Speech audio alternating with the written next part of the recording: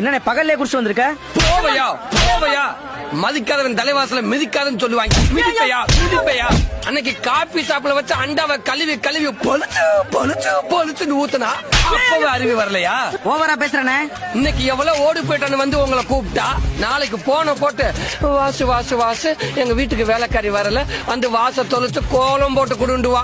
அடுத்து நான் போன் பண்ணி வாசு வாசு எங்க ஆத்தாளுக்கு உடம்புக்கு முடியல வந்து கார குழம்பு வச்சு குடுண்டுவா. நீங்களும் காய்கறி எல்லாம் வாங்கிட்டு போய் கார குழம்பு வச்சு அவ ஆத்தாளுக்கு அப்பனுக்கு சேர்த்து ஊட்டிட்டு வாங்க.